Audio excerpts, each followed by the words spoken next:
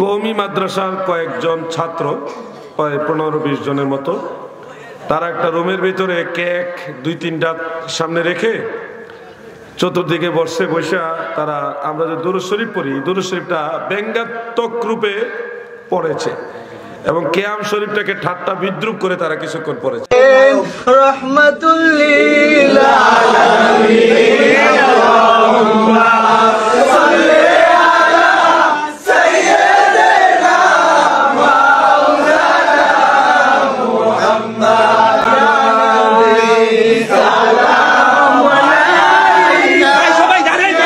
ধর্মকে তারা তামাশার বস্তু বানাইছে। রাসূল পাক সাল্লাল্লাহু আলাইহি ওয়াসাল্লামের দুরূদ শরীফকে ব্যঙ্গ যারা করে, তিরস্কার করে, বিদ্রুপ করে, তারা তো এমনি কাফের হয়ে যায়, বেঈমান হয়ে যায় অটোমেটিক। কিন্তু তাদের তো সেই ভয় নাই, ঈমান চলে যাবে এই ভয় তো তাদের নাই। যারা মসজিদের ভিতরে আগুন জ্বালাইতে পারে, কোরআন আগুন দিয়ে পুরাইতে পারে, যারা মসজিদের ভিতরে আকাম কুকাম করতে পারে, মাদ্রাসার ছাত্ররা যাদের কাছে নিরাপদ না, যারা গরু চুরি, ছাগল চুরি, মুরগি চুরি পর্যন্ত করে, এরার কাছে নবীর দুরূদ শরীফ তো এরকম ব্যঙ্গ বিদ্রুপের জিনিস হবেই। কথাটা বুঝতে পারছেন না আপনারা?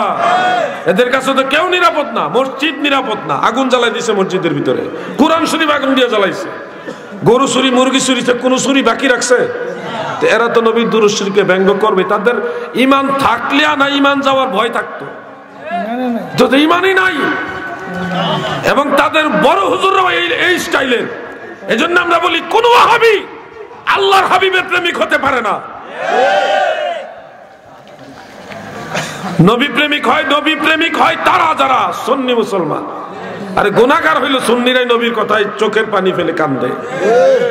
তারা যদি এটা বলতো যে দুরূদ শরীফ এইভাবে না পড়ে, এই 1 আলিফ 2 আলিফ টান না দিয়ে এইভাবে শুদ্ধ করে পড়েন, তাহলে আমরা তাদেরকে ধন্যবাদ জানাইতাম যে সাধারণ মানুষকে শিক্ষা দেওয়ার উদ্দেশ্যে একটা কিছু করছে। না করে দুরূদ শরীফটাকে ব্যঙ্গ করলো। এবং এটা সহি হাদিস দ্বারা প্রমাণিত নাসাই শরীফের দুরূদ শরীফ, সেই দুরূদ শরীফটা ব্যঙ্গ করলো। আমি আফসোস করি তাদের জন্য, আফসোস করেও লাভ নেই। এরা নবীর দুরূদ শরীফকে ব্যঙ্গ করে, এদের কাছে আর কোনো কিছুই আমার কাছে মনে হয় ধর্ম তাদের কাছে নিরাপদ না। শুনেন, আপনারা সুন্নিরা মিলাদ করলে কয় বেদাত, বেদাতি। আর তারা তাদের বড় হুজুর, ছোট হুজুর, মাইজা হুজুর, সাইজা হুজুর সব সাইড কাটা পাঞ্জাবি পরে, কোনা ফারা পাঞ্জাবি পরে, দেখবেন আপনারা। প্রতিষ্ঠিত বিদআত এটা। যারা সাইড কাটা কোনা পাঞ্জাবিকে সুন্নত মনে করে, এটা বিদআত। এমনি পড়লে গুনাহ হবে না, অভ্যাসগত ভাবে পড়তেছেন গুনাহ হবে না, কিন্তু এটা সুন্নত মনে করলে বিদআত। সব কয়টা ওয়াহাবি, বড় হুজুর, মাইজা হুজুর, সাইজা হুজুর সবগুলি ওয়াহাবি, কাটা পাঞ্জাবি, সাইড কাটা পাঞ্জাবি। কত বড় ভয়ঙ্কর বিদআতের সাথে যারা জড়িত। একামতের আগেই তারা দাঁড়ায় যায় এবং বলে দাঁড়িয়ে কাতার সোজা করুন, মোবাইল ফোন বন্ধ করুন। একামতের আগে মুয়াজ্জিন কর্তৃক এইভাবে ঘোষণা দেওয়া বিদআত, গুনার কাজ।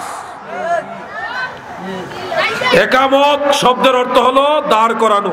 একামত দিয়ে মানুষকে, মুসল্লিদের দাঁড় করাবে, একামত দিলে দাঁড়াবেন, এই হলো একামতের অর্থ। আর একামতের আগেই যদি দাঁড়ায় যান তাহলে তো একামতের আর কোনো মানে রইল না। একামত তোই হইলো দাঁড়ানোর জন্য। একামত শুরু হওয়ার আগে দাঁড়ায় গেছে, তাহলে একামতটা অপ্রয়োজনীয় হয়ে গেল না। সুন্নত তরিকা বলতে তো একটা জিনিস আছে। রাসূল করিম সাল্লাল্লাহু আলাইহি ওয়াসাল্লাম কাতার সোজা করার কথা বলতেন, সাহাবায়ে কেরাম বলতেন, একামতের পরে বলতেন। একামত শেষ হইলে তাকবীরে তাহরিমার পূর্বে প্রিয় নবীজি সাহাবায়ে কেরাম সবাইকে কাতার সোজা করার কথা বলতেন। আজও দেখবেন মক্কা মুকাররমায়, মদিনা মুনাওয়ারায় একামত শেষ হলে ইমাম সাহেবরা আরবিতে সফু সুফু ফাকুম বিভিন্ন শব্দ দিয়ে কাতার সোজা করার কথা বলে। এটা মদিনাওয়ালার সুন্নত। একামতের পরে ইমাম সাহেব বলবে দাঁড়িয়ে কাতার সোজা করুন। আর আমরা ওয়াহাবিরা একামত দেওয়ার আগেই কয় দাঁড়িয়ে কাতার সোজা করুন, মোবাইল ফোন বন্ধ করুন। প্রতিষ্ঠিত বিদআত না, এরা অরিজিনাল বিদআতি হলো ওয়াহাবিরা।